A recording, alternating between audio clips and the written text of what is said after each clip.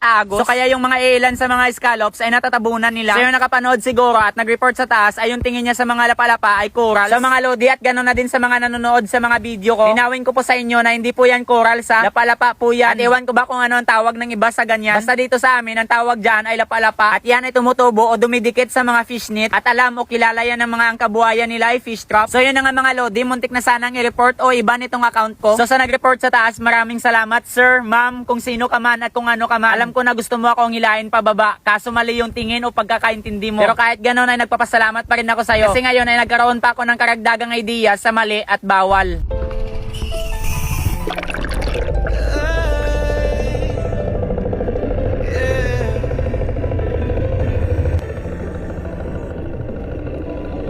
Ako si Robert Alonzo, taga-isla ng Igate, dagat ang tahanan, hampas ng alon, musika ng kalikasan.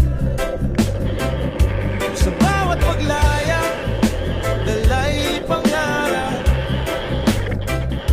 Sa bawat kabibig, tagumpay ang hinahanap. Hindi sa yaman, kundi sa ligaya. Dito sa dagat, puso'y kumakanta. Scallop shell ang sinisisid sa ilalim ng dagat. Sa'yo ang pasasalamat, dahil sa'yo pangarap ko'y natupad.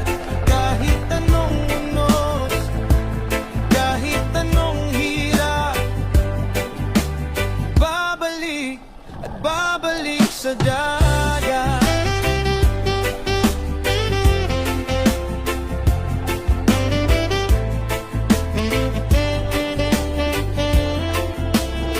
Mandaragat ako, sa bawat sisid ay may kwento. Kolehiyong tinapos mula sa pawis at sigaw ng alon. Mga kabibig, di lang kabuhayan, sila'y saksi ng bawat tagumpay at kasaysayan.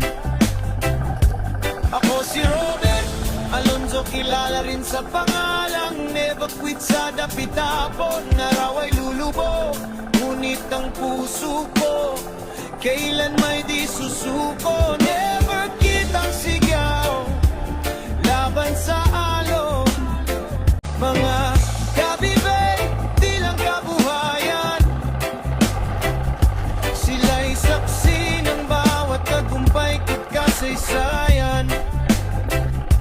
Ako si Robert Alonzo, kilala rin sa pangalang never quit sa dapitapon. Na raw ay lulubog, ngunit ang puso ko kailan may di susuko. Never kitang sigaw laban sa alon. Dagat ang buhay, pangarap ko'y ngayon.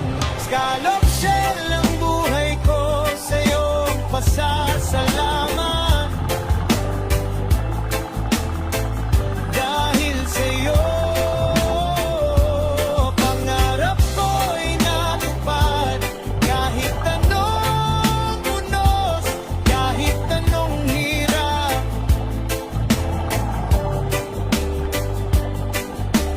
babalik at babalik sa dagat.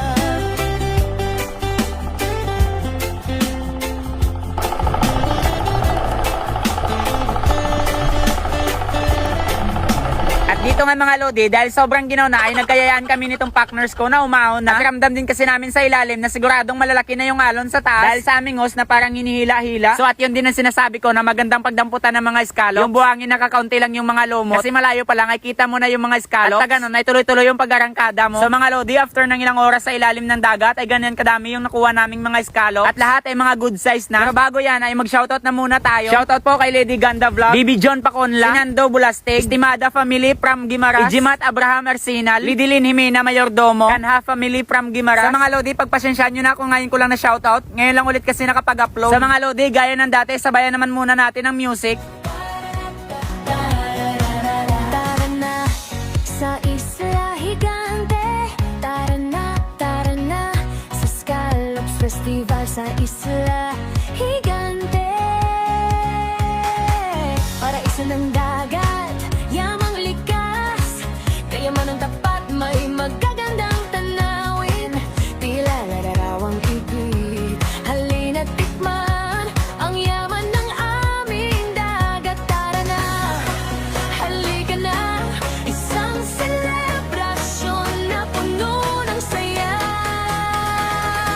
Tara na sa Scallops Festival, tikman ng tamis, yamang dagat na natural. Sa Isla Higante, ang ganda'y pambihira. Tara na at ditong magsaya. So yun na nga mga lodi, at pagpasensyaan nyo na kung itong music lang muna ang ginagamit ko. Hindi pa kasi